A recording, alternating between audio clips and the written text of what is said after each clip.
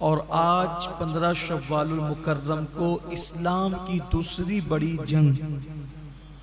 जंगे ओहद मैदान ओहद के अंदर जो लड़ी गई है, उसमें सहाबे किराम रिदवानुल्लाहि ताला अलैहिम अजमईन की क्या कुर्बानियाँ हैं और उन जानिसारों की क्या जानिसारियाँ हैं, उस पर गुफ्तगू की जाए। इससे पहले ओहद की जंग मुकम्मल तौर पर बयान हो चुकी है। आज मुकम्मल जंग बयान करने की बजाय, मुकम्मल ग़ज़वे का तज़किरा करने की बजाय हम चुनिंदा उन बातों की तरफ तवज्जो करेंगे आज जो सहाबा किराम रिदवानुल्लाहि ताला अलैहिम अजमईन की कुर्बानियों से ताल्लुक़ रखती, ताकि हमारी नई नस्ल को पता चले कि सहाबा किराम ने कुर्बानियाँ क्या दी है और किस कद्र उनकी कुर्बानियाँ हैं और किस शान की उनकी कुर्बानियाँ हैं। वैसे आज का जो दिन गुजरा 15 शव्वालुल मुकर्रम का दिन, हज़रत अमीर हमज़ा हो, इसी तरीके से हज़रत अब्दुल्ला बिन जहश हों, इसी तरीके से हज़रत मुसअब इब्न उमैर हों, ये वो सहाबा हैं, हज़रत शम्मास हों, हज़रत गसीलुल मलाइका हंज़ला रज़ी अल्लाह ताला अन्हु हों, अम्र इब्न जमुह हो, उनके 4 बेटे हों, एक तवील फेरिस्त है। 70 सहाबा किराम ने जामे शहादत नोश किया। आज जुमा के दिन, जुमा की नमाज में नानगांव में मैंने लोगों से कहा कि अगर उर्स के एतबार से सबसे बड़ा दिन कोई होना चाहिए तो मैं समझता हूं कि वो ओहद का दिन है। इसलिए कि किसी उर्स में एक बुजुर्ग का विसाल हुआ, किसी उर्स में 2 बुजुर्ग का विसाल हुआ, किसी उर्स में 3 बुजुर्गों का विसाल हुआ, इसी तरीके से। लेकिन ये 70 बुजुर्ग हैं हमारे, और ये भी वो कि हुजूर अलैहिस्सलाम ने जिनके जनाजों में शिरकत फरमाई, हुजूर अलैहिस्सलाम ने जिनके जनाजे पढ़ाए, और सिर्फ जनाजे नहीं पढ़ाए बल्कि जिनको अल्लाह के रसूल अलैहिस्सलाम ने अपने हाथों से दफन किया। अल्लाह के हबीब अलैहिस्सलाम ने सिर्फ दफन ही नहीं किया बल्कि हुजूर अलैहिस्सलातु व तस्लीम का मामूल था कि हुजूर अलैहिस्सलाम बार बार ओहद के शोहदा के मज़ारात पर तशरीफ ले जाते और वहां जाकर मेरे आका अलैहिस्सलाम कभी खुतबा इरशाद फरमाते, कभी जो है वो खाना खिलाते, कभी इसी तरीके से हुजूर अलैहिस्सलातु व तस्लीम उम्मत की मग़फ़िरत के लिए दुआ करते। आप मुझे बताएं, जिन मज़ारात पर हुजूर खुद जा करके उम्मत की मग़फ़िरत के लिए दुआ करें, उन मज़ार वालों की शान का आलम क्या हो। हुजूर अलैहिस्सलाम उनको अपनी ज़ियारत कराने के लिए तशरीफ ले जाएं और फिर अल्लाह के हबीब अलैहिस्सलाम ने ओहद वालों के लिए फरमाया कि क़यामत तक शोहदाए ओहद को सलाम करने के लिए जितने मोमिनीन आएंगे, क़यामत के दिन ये शोहदा उनके ईमान की गवाही देंगे। आज हम उन्हीं का जिक्र करेंगे जो हमारे ईमान की गवाही देने वाले लोग हैं, उन्हीं का जिक्र करेंगे जिनके लिए कुरान में आयत आई है, वला तक़ूलू लिमन युक़्तलू फ़ी सबीलिल्लाहि अमवात। अगरचे हम ये हर शहीद पर पढ़ते हैं, लेकिन इसका खास शान नुज़ूल शोहदाए ओहद के लिए, ओहद के शोहदा के लिए। अल्लाह के हबीब सल्लल्लाहु अलैहि वसल्लम के सहाबा ने बद्र की जंग में कुफ़ारे मक्का का जो नुकसान किया था, वो आप रमज़ान शरीफ में 17 रमज़ान मुबारक को समाप्त कर चुके हैं। हमने बहुत तफसील के साथ उसका जिक्र किया था कि बद्र का मार्का कैसे वजूद में आया, उसमें सहाबा किराम ने मक्के के काफिरों को किस तरीके से धूल चटाई और उनकी औकात याद दिलाई। 1000 काफिरों से 313 मुसलमानों ने जो है वो जंग की और फिर गालिब आ गए। अल्लाह तबारक व ताला ने जो है 5000 फरिश्तों को नाजिल फरमाया और मुसलमानों की अल्लाह ने मदद फरमाई। अब आते हैं इस तरफ कि मार्काए ओहद कैसे वजूद में आया, उसका एक हल्का सा पस मंजर आपकी खिदमत में पेश करना चाहता हूँ। जब बद्र से ये वापस लौटे, इसलिए कि जंग बद्र 2 हिजरी रमजानुल मुबारक की 17 तारीख को लड़ी गई। इनके 70 बड़े बड़े सरगना उनमें जिनमें शामिल थे वो मारे गए, जिसमें से अबू जहल, उतबा, शैबा, ये बदतरीन लोग सब मारे गए। बड़े बड़े जो काफी इनके सरदार मारे गए। तो चूंकि आपने बद्र के वाक़े के अंदर सुना होगा कि अबू सुफियान जो माल तिजारत लेकर के वापस बचा करके निकल कर चले गए थे, तो वो सारा सामान अभी दारुल नदवा के अंदर ही रखा हुआ था। और चूंकि 70 लोग मारे गए थे, तो मक्के में कोई घर ऐसा नहीं था जिनमें किसी का बाप ना मरा हो, किसी का भाई ना मरा हो, किसी का बेटा ना मरा हो। तो पूरा मक्का सोगवार था, गमों में डूबा हुआ था। तो वो जो सामान था, वो सामान, उस सामान की तरफ किसी की तवज्जो नहीं हुई और उसमें मुनाफा बहुत था। तो जिस वक्त ये लोग बेचैन रहते, रोते, गिड़गिड़ाते, एक दिन मक्का के कुछ लोग अबू सुफियान के पास आए। और अबू सुफियान के पास आने के बाद उन लोगों ने कहा, अबू सुफियान, हम तुम्हारे पास ये गुजारिश लेकर के आए हैं कि आप मदीने पर चढ़ाई करें। मोहम्मद अरबी रूही फिदा सल्लल्लाहु अलैहि वसल्लम जिस शहर में रहते हैं उस पे अचानक चढ़ाई करें और आप हमारी उसमें सरदारी करें, क़यादत करें। उसके लिए हम जंग का खर्चा इस तरह उठाएंगे कि जो रासुल माल है, यानी जिसने जो पैसा लगाया है, उसको वो पैसा वापस कर दिया जाए और जितना मुनाफा है वो सब मुसलमानों को खत्म करने के लिए लगाया जाए।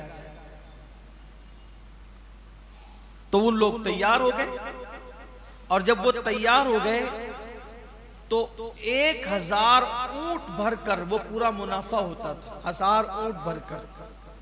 बाज मौर्रिखीन ने लिखा है कि उसकी तादाद जो उनके पास मुनाफा था मुसलमानों को खत्म करने के लिए, जो वो बतौर फंड और बतौर चंदा वो दे रहे थे, एक मोहतात अंदाजे के मुताबिक उसकी कीमत 50,000 पाउंड बताई जाती है। इतनी बड़ी तादाद थी उनके मुनाफे की। और वो उस मुनाफे के तहत, हालांकि ये उस दौर के सोने की सिक्कों की बात हो रही है, लेकिन एक अंदाजे के मुताबिक जो वो मौर्रिखीन ने और माहिरीन ने और सीरत निगारों ने जिन्होंने ओहद का तस्करा किया है, उन्होंने इस पर लिखा है कि 50,000 पाउंड। आप देखें कि कितनी बड़ी रकम बनती है अगर आज की तारीख के हिसाब से हम उसका अंदाजा करते हैं तो। और वैसे भी अगर उसको पाउंड के हिसाब से छोड़ दें तो 1000 ऊंट पर अगर सामान लदा जाए तो कितना बड़ा माल की वो कैफियत होती है। इतना बड़ा माल का मामला वो मुस्तफ़ा जान रहमत और उनके साथियों को माज़अल्लाह मिटाने के लिए पैसे दे रहे थे, फंड जमा करा रहे थे। अबू सुफियान ने सबसे पहले ऐलान किया कि मेरा पूरा मुनाफा मैं उस जंग के लिए देता हूँ। और वो लोग अब जंग की तैयारी करने लगे ये कहकर कि बद्र में मुसलमानों ने हमारे बड़े बड़े सरगनाओं को कत्ल किया, हम इसका बदला लेंगे और हम खामोशी से जाकर मदीने पर चढ़ाई कर देंगे, मदीने पर हमला कर देंगे और फिर ये होगा कि मदीने की ईंट से ईंट बच जाएगी। लेकिन आप ये भी बद्र के हवाले से सुन चुके हैं कि जब फिदिया देने की बात आई थी तो हज़रत अब्बास इब्न अब्दुल मुत्तलिब जो है उन्होंने फिदिया देने से मुआज़रत की, तो अल्लाह के हबीब सल्लल्लाहु अलैहि वसल्लम ने फिर उनके मखसूस मामलात को ज़ाहिर फरमाया। तो अब्बास इब्न अब्दुल मुत्तलिब कलेमा पढ़ के मुसलमान हो गए थे। वो मक्का मुकर्रमा से मदीना तैयबा आना चाहते थे, तो अल्लाह के हबीब अलैहिस्सलाम ने फरमाया, चचा आपको मदीने नहीं आना है, इसलिए कि आपकी हिजरत आखिरी हिजरत होगी, आपके बाद फिर कोई हिजरत नहीं कर सकेगा। आपने हिकमत के तहत उनको मक्के में रखा था और हुजूर अलैहिस्सलाम की हिकमतें कुर्बान जाएं। फिर वो कैसे काम आई कि जब हज़रत अब्बास ने देखा, मक्के वालों को नहीं पता था कि जनाब अब्बास मुसलमान हो चुके हैं, आपने अभी तक अपना इस्लाम छुपा रखा था, अपना ईमान छुपा रखा था। अल्लाह अकबर, जब आपको खबर हुई कि मक्के के काफिर जो है मदीने मुनव्वरा पर चढ़ाई करना चाहते हैं, तो हज़रत अब्बास इब्न अब्दुल मुत्तलिब ने एक तेज रफ्तार को जो वो ऊंटनी सवार से फरमाया, अगर तू 2 दिन के अंदर मदीने पहुंचकर मेरा खत मेरे महबूब को पहुंचा दे तो मैं तुझे इतने इतने पैसे दूंगा। और वो तेज रफ्तार ऊंटनी सवार ने अल्लाह के रसूल अलैहिस्सलातु व तस्लीम कुबा में उस वक्त तशरीफ रखते थे। जब वो खत हुजूर अलैहिस्सलातु व तस्लीम के पास पहुंचा तो अल्लाह के हबीब अलैहिस्सलाम ने हजरत उबई इब्ने काब से फरमाया, पढ़ करके सुना। उन्होंने पढ़ करके सुनाया। फिर मेरे आका अलैहिस्सलाम ने फरमाया, इंशाअल्लाह बेहतर होगा। और बिल आखिर 3000 का लश्करे जर्रार लेकर, मक्के के काफिर 3000 का लश्करे जर्रार लेकर मदीने मुनव्वरा की तरफ ये सोच करके बढ़ने लगे कि हम गफलत में जाकर मुसलमानों को निपट लेंगे। हालांकि उधर खबर हो चुकी थी। उधर जैसे खबर हुई अल्लाह के रसूल अलैहिस्सलाम ने तैयारी करना शुरू कर दी। और तैयारी फिर इस तरह की कि मदीने तैयबा में ऐलानात किए गए, मदीने मुनव्वरा में ऐलान हुआ, मदीने मुनव्वरा के बाहर जो मुख्तलिफ कबाइल थे मुसलमान हो चुके थे उनको भी बुलाया गया। और फिर यहाँ पर तकरीबन एक रिवायत के मुताबिक 700 से 800 और ज्यादा से ज्यादा 1000 मुसलमान ओहद के मैदान में आए, मैदान ओहद में आए। काफिर पूरी तैयारी के साथ आए थे, इसलिए कि उनको बहुत धूल चटाई गई थी, उनको बड़ा मजा चखाया गया था और उनके गुरूर और नखवत को मिट्टी में मिला दिया गया था। अब वो सारा वो बदला लेना चाहते थे। अल्लाह के हबीब सल्लल्लाहु अलैहि वसल्लम जो है वो जब निकले हैं, मुस्तफ़ा जान रहमत सल्लल्लाहु अलैहि वसल्लम अपने 1000 के लश्कर को लेकर, वही कैफियत थी। लेकिन सहाबाए किराम के जज्बात भी कोई कम न थे। और अल्लाह के रसूल अलैहिस्सलाम जब ओहद के लिए निकले हैं 1000 सहाबा को लेकर, तो इस शान से निकले हैं कि हुजूर अलैहिस्सलातु व तस्लीम ने अपने कंधे पर अल्लाह के रसूल सल्लल्लाहु अलैहि वसल्लम ने जो है वो कमान रखी थी और नेज़ा हुजूर अलैहिस्सलाम के हाथ में था। और आकाए करीम सल्लल्लाहु अलैहि वसल्लम अपने घोड़े पर जलवगर थे। अल्लाह के महबूब सल्लल्लाहु अलैहि वसल्लम उस दिन अपने घोड़े पर बैठे हुए थे। मैं जब ये नक्शा पढ़ता हूँ कि कमान जो है वो कंधे पर लटकी हुई है और हाथ में नेज़ा है, वो चमकता हुआ नेज़ा उन खूबसूरत हाथों में कितना हसीन लगता होगा। और वो मंजर क्या लगता होगा कि अल्लाह के हबीब अलैहिस्सलाम के पीछे जानिसारों का 1000 का लश्कर है और आमिना का लाल अपनी पूरी शान और शौकत के साथ जो है अल्लाह के दीन को बुलंद करने के लिए, अल्लाह के दीन के तहफ़्फ़ुज़ के लिए, अल्लाह के दीन की हिफाजत के लिए जो है वो मैदान ओहद तशरीफ ले जा रहे हैं अल्लाह के महबूब सल्लल्लाहु अलैहि वसल्लम। और पीछे सहाबा, अलबत्ता अलगर्ज जो है, चूंकि मैंने शुरू में कहा कि ओहद की जंग बयान करना आज मकसूद नहीं, बल्कि सहाबे किराम की कुर्बानियां, क्या कुर्बानी दी उन्होंने। फिर मेरे आका अलैहिस्सलाम मैदान ओहद के अंदर पहुंचे और मैदान में पहुंचने के बाद अल्लाह के हबीब अलैहिस्सलाम ने सहाबा को सफ़ों में लगाया और सफ़ों में लगाने के बाद हुजूर अलैहिस्सलाम ने अपनी तलवार निकाली और वो तलवार निकाल के हुजूर अलैहिस्सलाम ने सहाबा के सामने उसको लहराया और लहराने के बाद फरमाया, आज ये तलवार मैं तुम में से किसी को देना चाहता हूँ, कौन है जो इस तलवार का हक अदा करेगा। सहाबा किराम में से बारी बारी लोग उठते और ख्वाहिश का इजहार करते, या रसूल अल्लाह ये तलवार मुझे दे दीजिए, ये तलवार मुझे दे दीजिए। आका अलैहिस्सलाम वो तलवार पीछे करते, फिर फरमाते कौन लेगा इसका हक अदा करेगा। फिर लोग कोई आगे बढ़ता, आका तलवार पीछे कर लेते। फिर मेरे आका अलैहिस्सलाम के एक सहाबी उठे जिनका नाम अबू दुजाना था, बड़े बहादुर सहाबी, बहुत बहादुर साहबी। वो खड़े हुए, कहा या रसूल अल्लाह मुझे दीजिए, मैं इसका हक अदा करूंगा। आका ने फरमाया कैसे हक अदा करोगे तुम। अर्ज किया या रसूल अल्लाह इसको चलाते चलाते टेढ़ा ना कर दो तो इसका हक अदा ना होगा। फिर मेरे आका अलैहिस्सलातु व तस्लीम ने जो है वो तलवार हजरत अबू दुजाना को अता की। ये वो सहाबा हैं जिनके नाम भी मुसलमान नौजवान नहीं जानते। याद रखिए, कोई अगर एक मदरसा बना दे तो उसके नाम के लोग डंके पीटते हैं, कोई एक मस्जिद बना दे तो मुखय्यर कौम मिल्लत हो जाता है, कोई 4-6 राशन किट तकसीम कर दे तो वो गरीबों का गमगुसार हो जाता है। ये वो लोग हैं जिन्होंने जान की कुर्बानियां दे करके, जिन्होंने अपना खून दे करके इस्लाम के बागो बहार को सींचा है, इस्लाम को हयात नौ अता की है, अपने घरों को उजाड़ करके इन्होंने इस्लाम को के पौधों को की आबियारी की है। लेकिन आज इनके नाम भी मुसलमानों को पता नहीं। याद रखो ये अबू दुजाना नाम, अबू दुजाना नाम याद रखो, इसलिए कि अल्लाह तबारक और भी आगे नाम आ रहे हैं। अल्लाह तुम्हें बेटे दे, इन बहादुर सहाबा वफादारान मुस्तफा के नाम पे नाम रखो, इनके नामों पे अपने बच्चों के नाम रखो, ताकि तुम्हारे बच्चे जब तुम्हारे सामने तुम उनके नाम पुकारो तो उन सहाबा की तस्वीर तुम्हारी आंखों के अंदर घूम जाना चाहिए।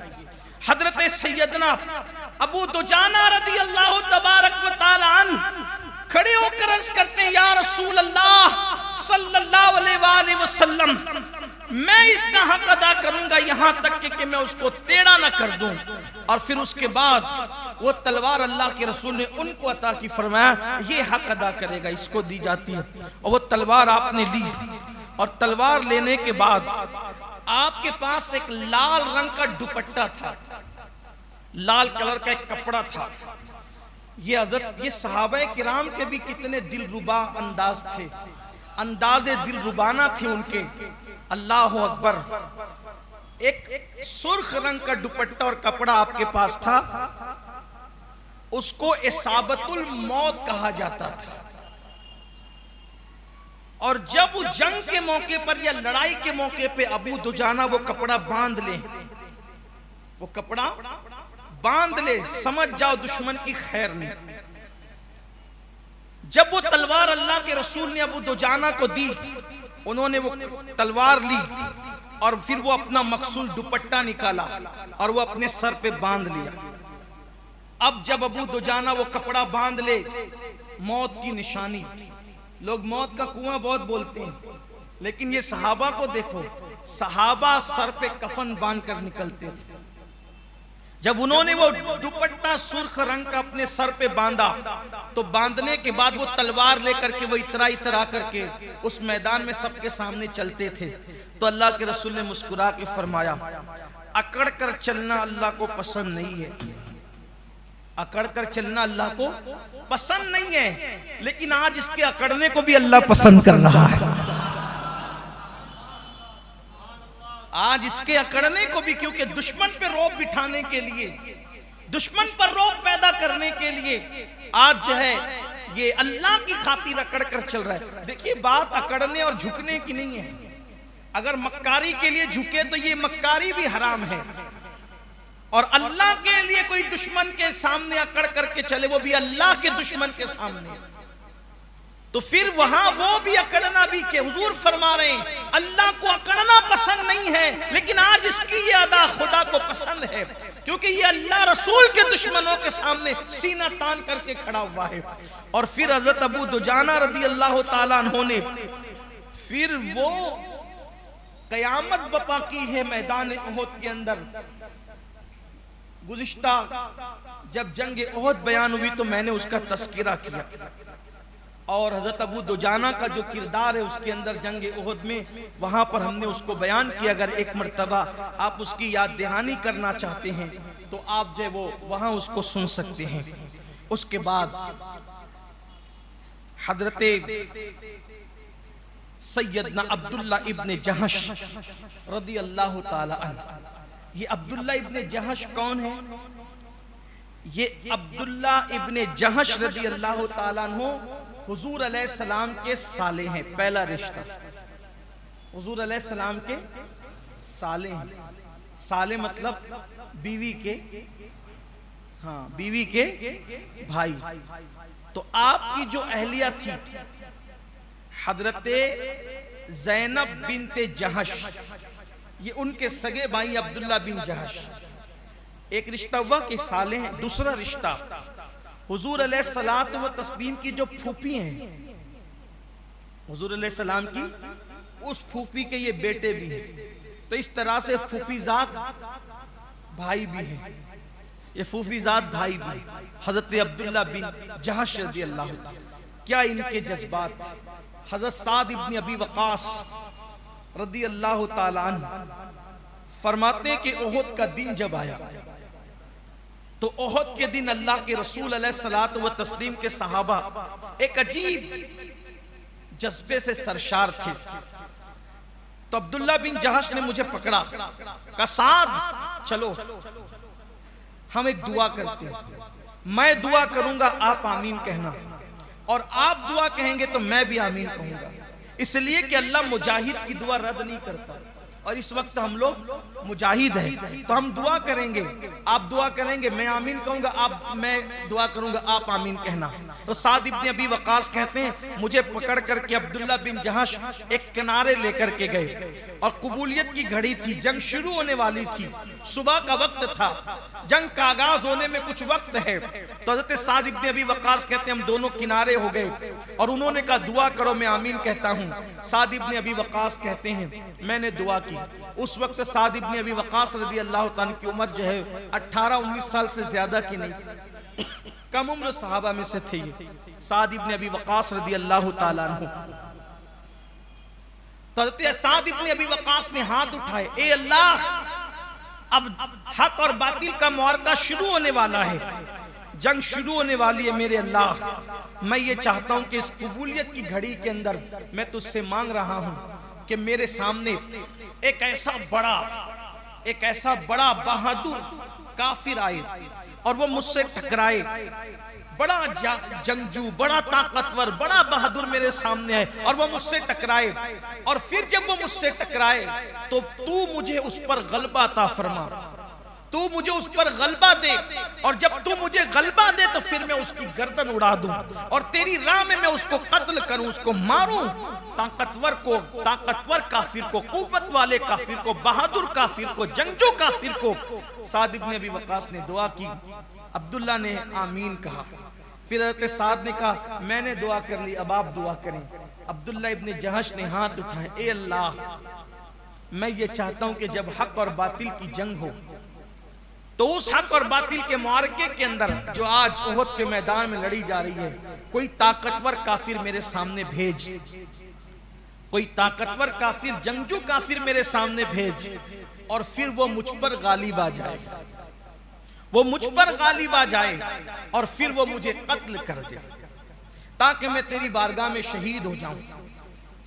वो मुझे कत्ल कर दे, फिर वो सिर्फ मुझे कत्ल ही ना करे बल्कि वो मेरी नाक भी काट ले, वो मेरे कान भी काट ले, वो मेरे होंठ भी काट ले, और उसके बाद जब क़यामत के दिन मैं तेरी बारगाह में उठूं तो मेरी नाक भी कटी हो, मेरे होंठ भी कटे हो, मेरे कान भी कटे हो, और फिर तुम मुझसे पूछे अब्दुल्ला ये कान और नाक, ये होंठ क्यों कटे हुए हैं, तो फिर मैं तुझसे कहूं ये तेरी मोहब्बत में और तेरे महबूब की मोहब्बत में, और फिर तू फरमाए कि बंदे तूने सच कहा। मौला आज मेरी तमन्ना ये है। तो हज़रत साद इब्न अबी वक्कास ने उनकी दुआ पे आमीन कही, और उसके बाद फिर हज़रत साद इब्न अबी वक्कास कहते हैं मैंने तो दुआ की थी लेकिन मेरी दुआ से बड़ी दुआ, मेरी दुआ से अहम दुआ हजरत सैयदना अब्दुल्ला इब्न जहश की दुआ थी। इंसान बचना चाहता है, इंसान जीना चाहता है, लेकिन कुर्बान मेरे नबी के सहाबा पर, के सहाबा किराम अपनी जाने अल्लाह व रसूल पे कुर्बान करना चाहते थे। ये हजरत अब्दुल्ला इब्न जहश है रदी अल्लाह तबारक व तआला। और फिर इनकी दुआ कबूल हुई, उनकी भी कबूल हुई। साद इब्न अबी वक्कास ने रदी अल्लाह तआला ऐसे टुकड़े किए लोगों के, ऐसे टुकड़े किए कि अल्लाह अकबर। साद इब्न अबी वक्कास रदी अल्लाह ताला ने उस दिन 1000 तीर चलाए। साद इब्न अबी वक्कास ने उस दिन 1000 तीर चलाए, 1000 तीर। जरा ये सुनने के बाद अंदाजा नहीं होता, वो जो फुग्गा फोड़ने वाली बंदूक आती है ना अपने यहाँ, वो 3-4 फुग्गे फोड़ो तो समझ में आता है कि बाजुओं का हाल क्या होता है। और यहां पर वो तो आप अपने मोहल्ले के अंदर गेम के तौर पर करते हैं, हालांकि नहीं करना चाहिए, मैं ये नहीं कह रहा हूँ कि करो, मैं सिर्फ समझाने के लिए कि वो बंदूक होती है लेकिन वो उसको उसकी गोली चलाओ, हालांकि उसमें छर्रा होता है, वो गोली चलाओ तो वो जो झटका देती है ना, तो अगर 3-4 मरतबा उसको चला लो तो ये बाजू दर्द करने लगते हैं। 1000 तीर। और मैं और मेरे माँ बाप हजरत साद बिन अबी वकास पे कुर्बान कि जब साद इब्न अबी वकास इतने तीर चला रहे थे तो तीर उठा उठा कर खुद हुजूर दे रहे थे, और हुजूर अलैहिस्सलाम उनकी हौसला अफजाई कर रहे थे। कहते थे अल्लाह मेरे साथ का तीर कभी खता ना करे, और फरमाते 7 तीर चलाते तक जा तुझ पर मेरे माँ बाप कुर्बान हो जाए। मौलाए कायनात फरमाते किसी सहाबी के लिए हुजूर अलैहिस्सलाम ने अपने माँ बाप को जमा न किया सिवाय साद इब्न अबी वकास रज़ियल्लाहु ताला अन्हु के। तो हज़रत साद बिन वकास रज़ियल्लाहु ताला ने बहुत बड़ी कुर्बानी दी।